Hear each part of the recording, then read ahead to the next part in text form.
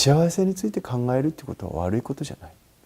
ただ考え続けてるだけではやっぱりいけないので、どういうことを幸せって世の中の人たちは思ってるんだろうということについて、外に出ていくことに楽しみを見出せないんだったら徹底してやればいいと。そこから開けてくる道っていうのはたくさんあります。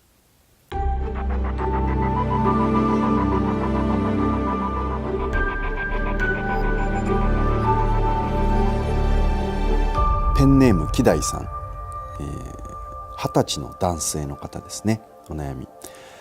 現在大学1年生です。地方から上京してきて現在一人暮らしをしています。最近本当の幸せとは何なのかと毎日考えていると一日が終わります。全然答えが見つかりません。そんなことばかりしていると気分も憂鬱になり、飲み会や友達とのショッピングなどといった刹那的な楽しみをしようとは思わなくなってしまい、あまり外出しないようになってしまいました。本当の幸せとは何なのでしょうか。和尚さん、何か僕のこのモヤモヤした心情を解決するきっかけをください。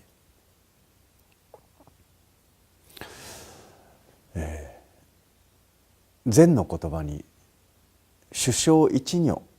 という教えがあります。主生一如というのは、お坊さんたちにとってやはり仏教というのは悟りを得るという境地ね、お釈迦様の至った悟りを得るという境地に至るということが最終的な目標であるし、唯一の目標なんです。だけれども悲しいかな、この偉大なる目標に向かって努力しても報われないっていう自分がいて、それとの戦いに苦しむわけですよね。私も修行時代に一生懸命自分でできることを毎日やって、でも半年が過ぎ1年が過ぎしても基本的には何も変わってない自分がいる。いまだにその自分の悪い癖っていうのは小さい時に母親に注意されてたこととさほど変わってない、いくつになっても変わらない自分がいるっていうことに非常にまたね、そのお坊さんって一生懸命修行して悟りを開こうなんて思ってしまったから余計苦しむわけですよ。で勉強すればするほど修行すればするほど私はそのような立派な人間になんか到底なれないということがやっぱり苦しくなるわけです。で私修行時代にですね、修行道場にもう20年以上いらっしゃるお坊さんにですね、ある日こそっと私自分なりに懸命に修行をしているつもりでいるんですけれども、ずっと苦しいんです、修行しても苦しいんですっていう話を打ち明けたことがあります。そしたらその20年も修行なさってるお坊さんからこんな言葉が返ってきました。それは俺も苦しいよっておっしゃったんですよ。ではあと思って、そんなものかなと思いました。でも今の主生一如という言葉は、実はその悟りを開こうと思って一生懸命修行をしているけれども、実はその悟りを開こうと思って修行している先に悟りというものが来るではなくて、この修行しようと思って一生懸命修行しているそのプロセスそのもの、そのチャレンジそのものがもうすでに悟りの状態なんだっていうことを教える言葉なんですね。でこれを幸せっていうことに置き換えてみると、木大さんの言う幸せっていうテーマに置き換えてみると、実は、同じことなんです。自分は幸せとは何か、これは幸せになりたいっていうことですよね。幸せになりたいで、どうやったら幸せになれるんだろ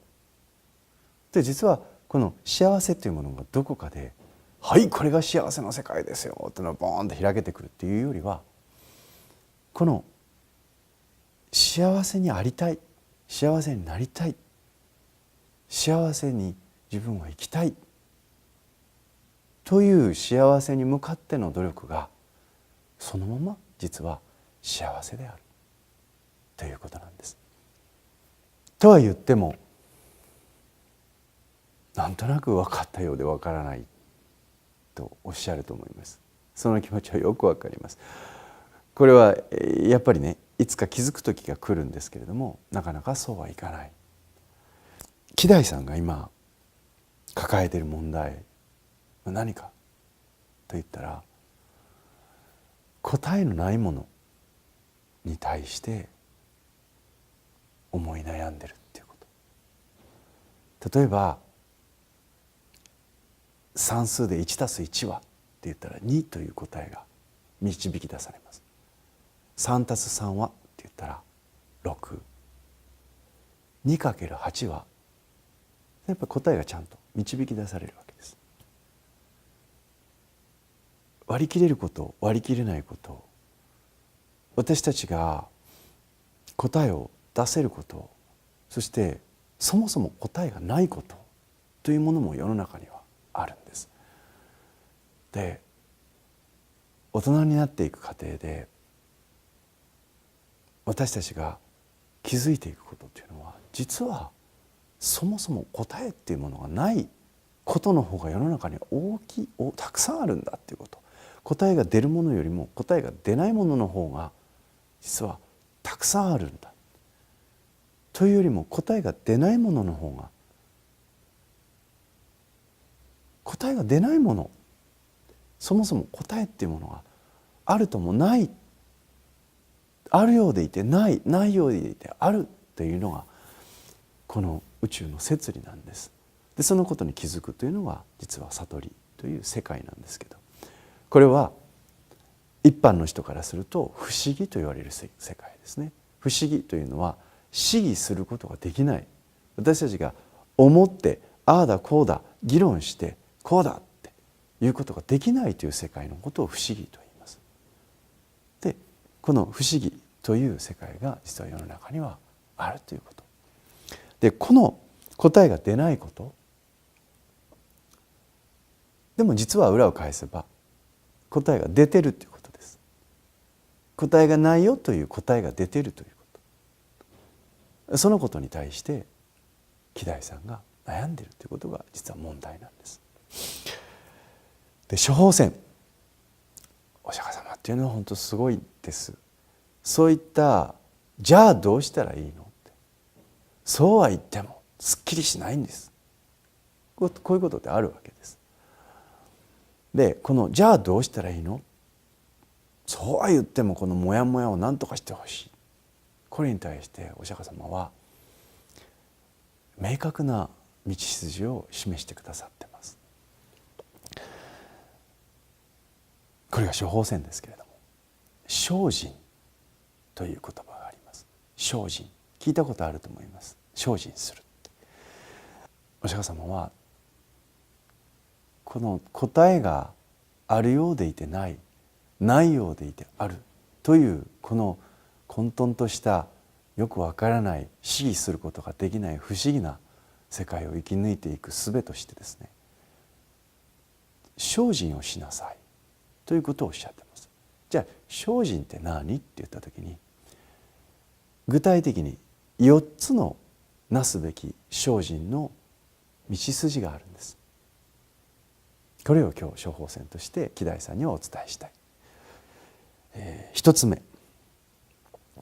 の精進は、今、自分が行っている悪しき行い、良くない行い、これをやめるという努力、今自分が行っている悪しき努力、よろしくない、自分が行っているよろしくない行いね、行いをやめようとする努力、やめる努力。そして2つ目は、まだ行ってはいないけれども、ひょっとしたら将来において、未来において自分が行ってしまうかもしれない悪しき行為、これはしないようにする努力で、悪いこと、悪しきことって何なのかって言ったら、それをやって自分が後悔することです。それをやって自分が結果的に悲しむこと、それをやって結果的に自分の大切な人とか周りの人たちが嫌な思いをしたり悲しい思いをしたり傷ついたり恨みを買ったり、それが悪しき行為ですね。これをやめること。そして3つ目が今自分がやっている良きこと、そして今自分が持っている得意なこと、それを伸ばしていく努力。そして4つ目がまだ自分が行ってはいないけれども自分がやりたいと願う良きこと、そして自分がやってみたいと思う何かに対するチャレンジ、それをなすこと。もう一度繰り返します。一つ目が今自分が行ってしまっている悪しきことをやめる努力。二つ目がまだなしてはいないけれども将来犯してしまう可能性のある悪しきことを行わないと努める努力。そして三つ目が今自分がやっている良きこと、もしくは自分の持っている得意なこと、それを伸ばしていく努力。そして4つ目がまだ自分が取り組んではいないけれどもこれからやってみたいと思う良きこと、そして自分がこれからやってみたいと思う、やってみたいことね、チャレンジしてみたいこと、これに努め励む努力するということ。で、先ほども言いましたけれども、じゃあいいことって何なの、悪いことって何なの。で、仏教ではこの答えはシンプルです。それを行って自分がよかったと思えること、そして他人もよかったと思えること、周りの人たちもそれを応援してくださること、それでいてそれがそのなすことがですね、自分を傷つけないこと、他人を傷つけないこと、これが悪しきこと、そして良きことの定義です。希代さんが具体的にその刹那的な楽しみも楽しくなくなった、で自分は幸せについて考えてしまう、これをやめて何かをやる、何かをやりたい、ここから抜け出して自分は何かをやりたいと思うんだったらそれをやればいいと。でも自分は幸せについて追求したい、幸せについて哲学したいっていうんだったらそれはそれで私はいいと思う。私の学生時代の先輩でとても尊敬しているユウさんという先輩がいるんです。でこの先輩は学生時代大学にあの方何年行かれたのかな、4年生大学なんですけど6年ぐらい6、7年行かれたと思います。で、その先輩との出会いは私が大学入った時にサンスクリット語というインドの古代インドのですね言葉の授業があるんです。パーリ語とかサンスクリット語、インドの昔のインドの、口語体ですね、それと文語体の言葉、サンスクリット語とパーリ語っていう言葉があるんですけど、この授業が非常に難しいんです。で私結構言語の勉強って好きなんですけど、ものすごく複雑なんですね。で英語みたいに教材がいっぱいあるわけではないので、もうそのサンスクリットの授業についていけなくなるとか、パーリ語の授業についていけないとかなると本当にもう分かってる人も少ないですし教えてくれる人も少ないですし、参考書なんか分かりやすい参考書なんか売ってないので、大学の先生がお書きになった本があって、その本を一生懸命勉強していくわけですけど、また何が書いてるかよく分からないんです。で私も非常にそのことで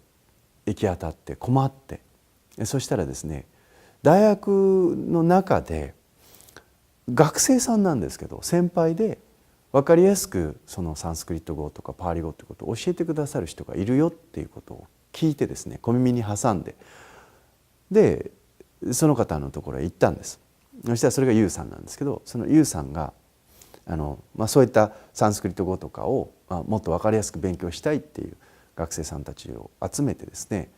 定期的に講義をしてくださるんですよ。でその先輩のところに行ったんです。したらこの人も面白い人で、ハードロックっていうのかな、ヘビメタ系の自分も音楽なさっててギターを弾かれる方なんですけども、黒い革ジャン着てね、なんかドクロマークとかつけて歩いてるような人なんです。でもこの方は本当にね、興味深い人で面白い人で、私も大好きな人で、いろんなことを教えていただいたんですけど、彼はですね、なんでそんなサンスクリット語を教えたりしてるのかって言ったら、実はお坊さんの子でも何でもないんですけど、駒澤大学の仏教科に入ってきて、それで、サンスクリットのやっぱり授業があったんです。パーリ語の授業だったかな、サンスクリットの授業か、どちらかそのインドの言葉の授業についていけなくなっちゃったんです。それでそのインドの言葉の勉強の授業についていけないがために単位を落として、そのことが嫌で学校行けなくなっちゃったんですよ。で同時にちょっとご家庭でも問題があって、いろいろ弟が問題を起こしたりしてですね、両親の元から弟を引き取って、実家からですね弟を引き取って自分のアパートに弟をですね一緒に住まわせてですね、でそれで弟と一緒に生活してみえたんです。それで学校に来られてたんですよ。でこの弟さんを更生させるためというか、弟と一緒に生活していくためにですね、例えばその料理とかも今日餃子パーティーやるからおいでって言われて、私も誘われて行ったりするんです。そうすると餃子の皮から手作りして、で弟と一緒になってね、それを作って私たちに振る舞ってくださったりとかね、とにかくそういう方だったんですよ。でいろいろ家庭のこともあるし、学校の勉強についていけないということもあって、そして、留年を繰り返してみえたんです。でところがですね、ずっと学校行けなくなって、ね、もう留年してしまって、もう学校行くのが嫌になって、でもこのままではいけないっていうことで、ずっとその唯一単位が取れなかったパーリ語の授業ね、そのパーリ語の授業のずっと教科書を見てらっしゃって、サンスクリットの授業とか教科書を見てて、ある時ねはたと気づいたことがあったんです。でそれは何かって言ったら、例えばパーリ語とかサンスクリットっていうことを理解できない、それについていけない自分が悪いんじゃないんだってその人は気づいたんですよ、ユウさんは。このパーリ語とかサンスクリット語という言葉を理解できない表現で書いているこのテキストが悪いんだ。この理解できない言葉を理解できない学生に押し付けている先生が悪いんだっていう結論に至ったんですよ。それでそこからもう自分は逃げていてはもう嫌だということで、もうその自分が単位を取れなかったという憎き教科書をずっと見てですね、教科書全部書き直しちゃったんです。で誰でもパーリ語サンスクリットが読めるようになるというオリジナルの教科書を自分で作っちゃったんですね。でそれ出版したりはしてないんですけど、自分でこうコピーで取って、でいいからこの順番にやっていけと、そしたらだんだん分かるようになるということで、先生たちが教えてらっしゃることと正反対の教え方をし始めたんです。でこれが私のような複雑なことは理解できないという人間にでも理解できるという教科書だったんです。で学校の先生にはね、急に悪かった成績が上がってきたりすると、何でもこう勉強してるなって言った時に、この私の作ったその教科書教材のことは先生に言うなと言われて、それを僕らは勉強したんです。でそのユウさんのおかげで私も単位を取ることができました。でも、その方ね、今はちょっと交流がないんですけど、その後、結果的に、通訳さんになられた、翻訳家になられたかなと人づてに聞きました。でもすごいですよね。自分ができないと思ってた、自分を大学に行かさせなくなったきっかけとなった難解な言葉の教科書を、憎き教科書をずっとこれから逃げ続けていたら自分の人生は終わってしまうということで、私ならそんなことできませんけど、それをずっと見続けて教科書書き換えちゃったんですから、そして言語のエキスパートになっちゃったんです。で本当サンスクリット語が多分理解できる、パーリ語がちゃんと解読できるってなると、他の言語を多分勉強していくときに文法がやっぱり分かるので、ペラペラ喋れるようになるかどうか分かりませんけど、あらゆるものを読むことができるようになっていくと思います。で実際仏教学者の方の中には、例えば私が尊敬する中村はじめ先生でもお亡くなりになってるんですけどとかって方は、もう何カ国語もマスターしていらっしゃるっていう先生がいっぱいいらっしゃるんですね。ででもとにかくそのユウ先輩は学校に行くことできなかったので、引きこもって徹底的に引きこもりでできることをなさったんですよ。でそのことによって自分の道を切り開いた人です。だから本当幸せについて考えるんであれば、その何かについて、物事について考えて深く考えていくっていうのを哲学していくっていうことなので、徹底的にいろんな本を読んだり、徹底的に幸せについて追求したらいいと思うんですよ、私希代さん。ね、切断的な楽しみに喜びを見出せないって、もう成功した人ってみんなそうですから。友達とたまにカラオケに行くことがあってもカラオケにははまらない、パチンコ行くことがあってもパチンコにははまらない、競馬に行くことがあっても競馬には絶対はまらない。でそういう人たちが実は自分の時間っていうものを、有り余る自分の時間というものを、自分が興味があること、自分が好きなこと、で今のユウ先輩のように全く反対の、自分が最も腹の立っていること、自分が最も嫌っていることに実は、エネルギーを注いでいくということによって、そこから道が開けてくるっていうことは私の周りでもいっぱい起きています。ですから希代さんにはね、なんていうのかな、幸せについて考えるってことは悪いことじゃない。ただ考え続けてるだけではやっぱりいけないので、幸せについて哲学していくっていうこと、幸せについてさまざまな本を読んだり、逆に幸せということと不幸せということを研究してみたり、幸せってどういうことを幸せって世の中の人たちは思ってるんだろうということについて勉強してみたり、本を読んでみたり、それを外に出ていくことに楽しみを見出せないんだったら徹底してやればいいと。そこから開けてくる道っていうのはたくさんあります。首相一の幸せっていうものに対して向かっていく、自分なりに幸せっていうものを哲学していく、そのプロセスがそのままがね、気がついたら、ああこれは幸せな時間なんだなって気づく時が来るかもしれないっていうことです。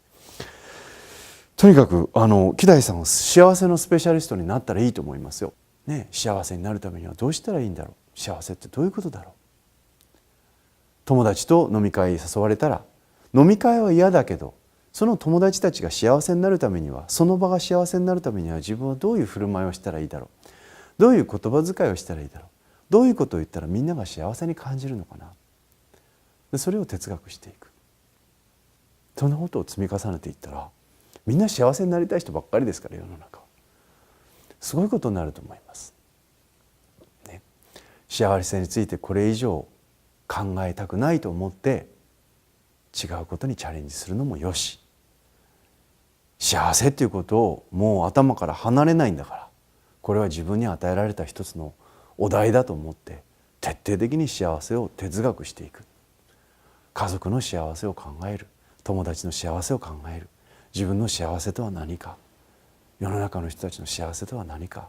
世界の幸せとは何か、それを自分の中で徹底的に哲学して、それに対しての専門家になってみる、こんな道もありなのかもしれないということで、幸せっていうことがそれだけ心の中に染み込んでいるのであれば、頭から離れないのであれば、これはひょっとしたら幸せのプロフェッショナルにあなたはなりなさい、つまり幸せな人になりなさいという、そういう、なんか自分に与えられた使命なのかもしれません。どちらにしても